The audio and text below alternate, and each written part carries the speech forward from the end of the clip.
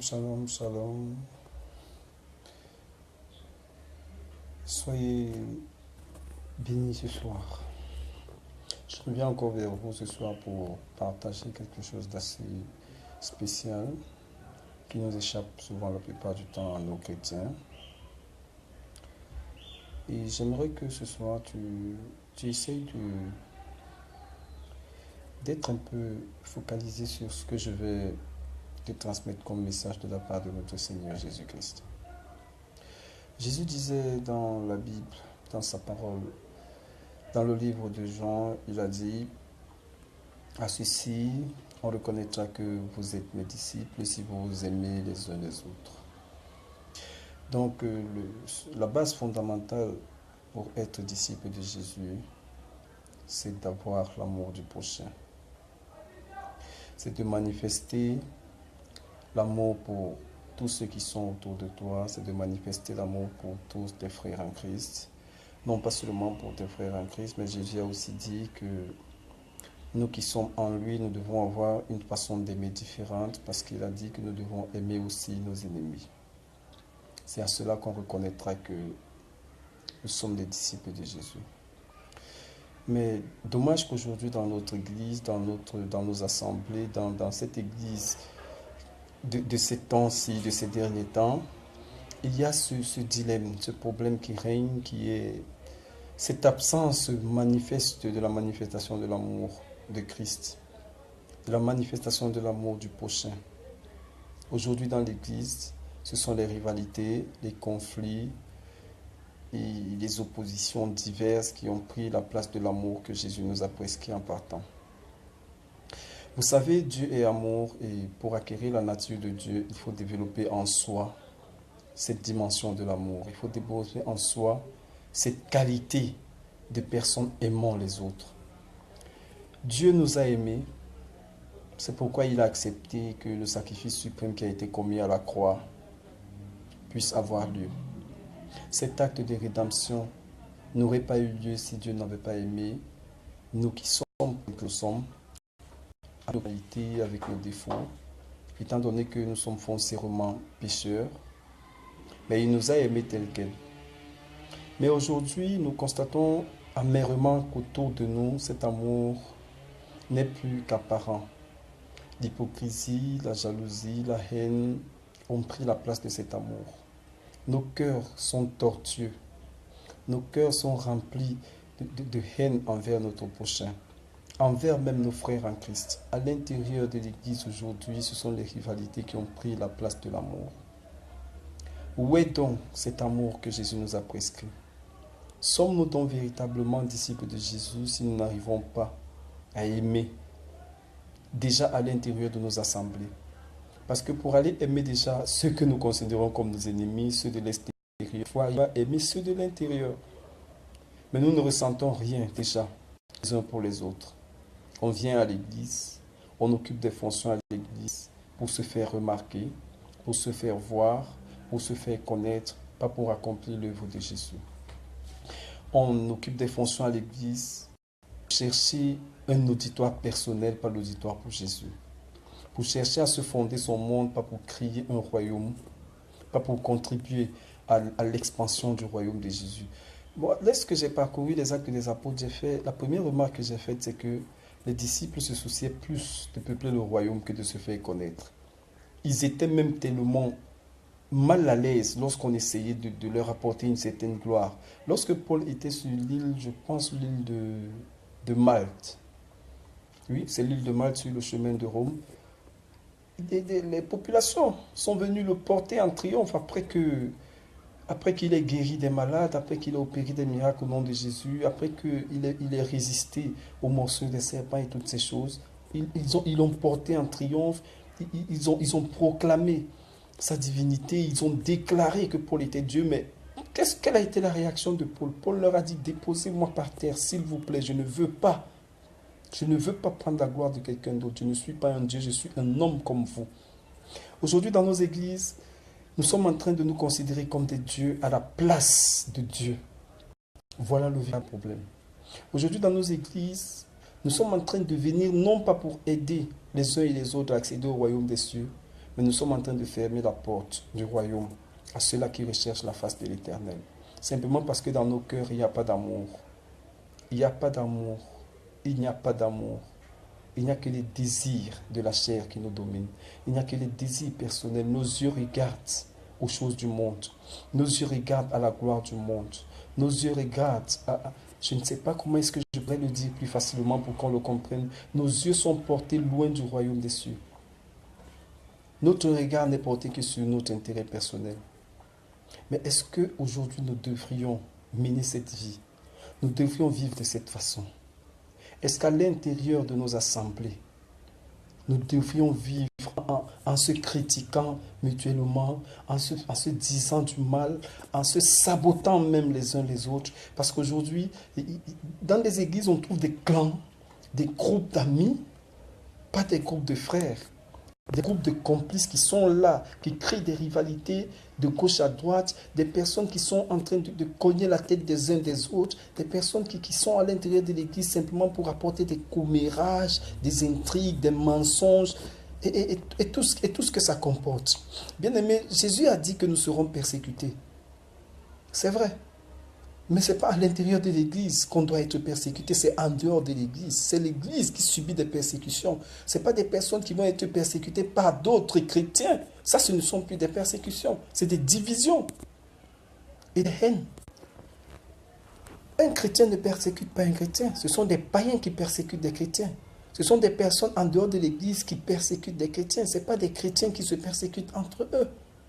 Moi, je pense que nous devrions revoir notre conduite à l'intérieur de l'Église. Nous devons revoir notre conduite à l'intérieur du corps du Christ. Nous devons revoir notre conduite dans l'assemblée des saints. Il y a des personnes aujourd'hui qui se proclament pasteurs, mais qui montent et qui descendent dans la ville pour dire du mal des autres. Il y a des personnes aujourd'hui qui se proclament chrétiens, qui montent et descendent dans la vie pour transformer des informations, pour apporter des mensonges, rapporter des mensonges sur d'autres personnes, pour mentir sur leurs frères en Christ, pour mentir sur des pasteurs, pour mentir sur des serviteurs de Dieu. Il y a même des pasteurs qui le font. Est-ce que c'est ce que Jésus nous a envoyé faire sur la terre? Nous ne sommes plus en train de faire l'œuvre de Dieu. Jésus nous a envoyés pour manifester l'amour, un amour parfait tel que lui-même nous a aimés. Il dit: aimez-vous les uns les autres comme moi aussi je vous ai aimés.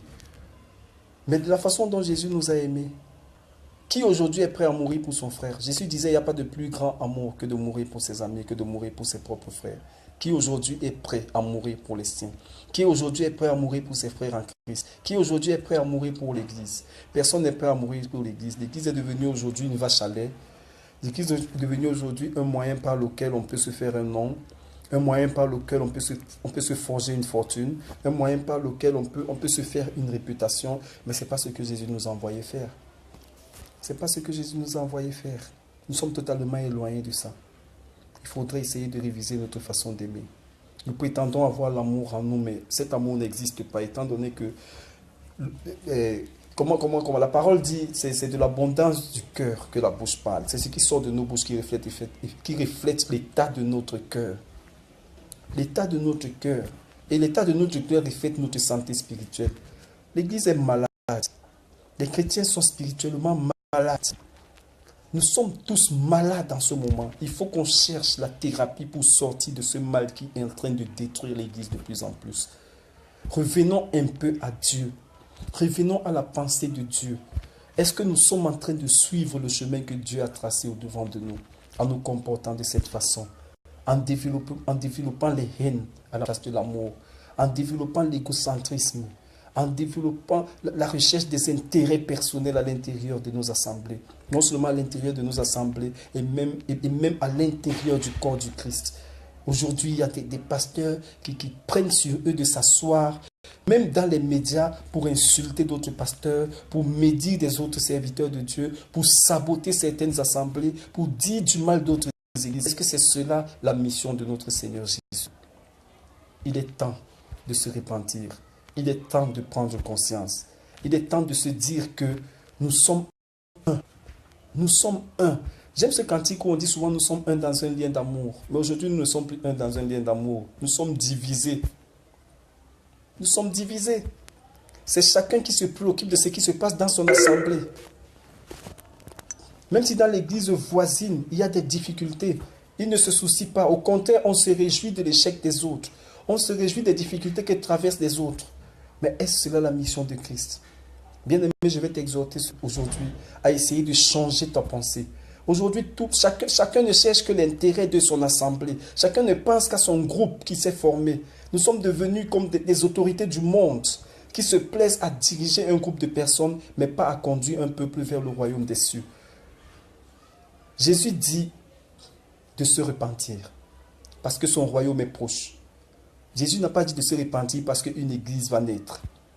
Il n'a pas dit de se repentir parce qu'une assemblée va naître. Il n'a pas dit de se repentir parce qu'il y a une dénomination qui va naître, mais simplement parce que son royaume est proche. Ça veut dire que la mission que nous avons, c'est d'essayer de peupler le royaume des cieux. Ce n'est pas d'essayer de remplir nos églises. Ce n'est pas d'essayer de créer des assemblées remplies de personnes, mais d'essayer de créer un peuple pour Dieu, de former un peuple de saints qui va peupler un royaume saint qui est celui de notre Seigneur. Ah, ce sont ces divisions, ce sont ces haines, ce sont ces rivalités, ce sont tous ces conflits à l'intérieur de l'Église. Et faisons l'œuvre de Christ. Revenons à Jésus parce que nous sommes éloignés de lui en ce moment. Lorsque je vois ce qui se passe dans nos assemblées, lorsque j'écoute des prédicateurs qui aujourd'hui passent le temps sur des pupitres, au lieu de chercher à repentir des personnes, ils passent le temps à insulter d'autres prédicateurs, à juger d'autres pasteurs, à juger d'autres églises. Ce n'est pas ça l'œuvre de Christ. Combien de personnes avons-nous gagné avec les prédications? Combien de chrétiens avons-nous amené à Jésus avec ces prédications tordues qui n'ont rien à voir avec la prédication de Christ? Bien-aimé, le monde nous regarde. La Bible dit que aujourd'hui, le monde attend la révélation qui vient des fils de Dieu. La révélation qui vient de nous. La révélation qui vient de nous. La Bible précise que c'est avec un ardent désir qu'ils sont en train d'attendre, que la création entière est en train d'attendre une révélation qui vient du peuple de Dieu. Quelle est cette révélation que nous leur apportons? Quelle est cette révélation que nous leur transmettons? Est-ce la révélation de la pensée de Jésus? Est-ce la révélation du royaume des cieux? Ou alors nous sommes en train de leur apporter, je ne sais pas comment dire, de faire notre publicité personnelle aujourd'hui en utilisant le label de l'Église de Jésus. L'Église ne nous appartient pas, elle appartient à Christ.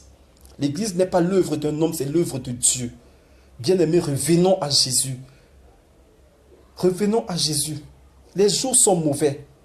Les jours sont mauvais, le temps est proche. Jésus revient bientôt. Et s'il nous trouve dans cet état, bien aimés, ce ne seront que nos larmes que nous aurons pour pleurer demain. Il a dit, il n'y aura que des pleurs et des grincements des dents. Il n'y aura que des pleurs et des grincements des dents.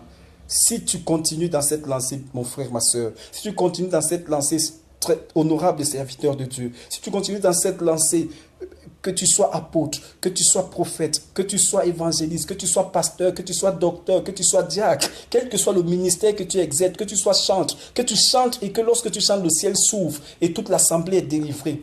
Si tu continues dans cette lancée, bien-aimé, je crois que tu es en train d'aller en dehors de la pensée de Dieu. Dieu ne nous a pas envoyés pour opérer des miracles, mais pour gagner des âmes pour son royaume. Dieu ne nous a pas envoyés pour je ne sais pas, comme je le disais hier, il nous a envoyés, je le disais tout à l'heure, et depuis hier, je ne fais que le crier. Arrêtons de chercher à se faire connaître. Faisons connaître Jésus. Arrêtons de chercher à se faire remarquer. Faisons remarquer Jésus. C'est l'identité de l'Église. L'identité de l'Église, ce n'est pas nous. Nous ne sommes que l'image de Jésus, au cas où nous le sommes même d'ailleurs. Parce qu'aujourd'hui, je ne suis même pas sûr que beaucoup d'entre nous sont encore l'image de Jésus. Révisons notre conduite. Réfléchissons ce que Jésus attend de nous. Faisons l'œuvre du Seigneur. Gagnons des âmes pour le royaume. Que le nom de l'Éternel soit glorifié tous les jours dans nos vies. Et nous verrons ainsi la gloire de Dieu. La gloire de Dieu s'éloigne de plus en plus de nous parce qu'il n'y a pas d'amour dans nos cœurs. La gloire de Dieu s'éloigne de plus en plus de nous parce qu'il n'y a pas d'amour dans nos cœurs. Nous sommes remplis de haine. Nous sommes remplis de jalousie. Nous avons développé en nous des rivalités. Au jour le jour, nous sommes dans des conflits inutiles. Église, un royaume divisé contre lui-même ne saurait subsister. Jésus disait, un royaume divisé contre lui-même ne saurait subsister. Si nous voulons que l'Église réussisse sa mission, soyons unis. Aimons-nous de l'amour de Christ tel qu'il nous a aimés. Shalom, shalom, shalom. Que le Seigneur te bénisse, toi qui as écouté cette vidéo. Sois véritablement béni. Je prie pour l'Église, je prie pour toutes les assemblées, que le Seigneur reprenne l'autorité sur l'Église, que nous ouvrions encore les portes du royaume des cieux à ceux qui les recherchent, au nom de Jésus-Christ. Amen, amen, amen. Shalom, soyez bénis.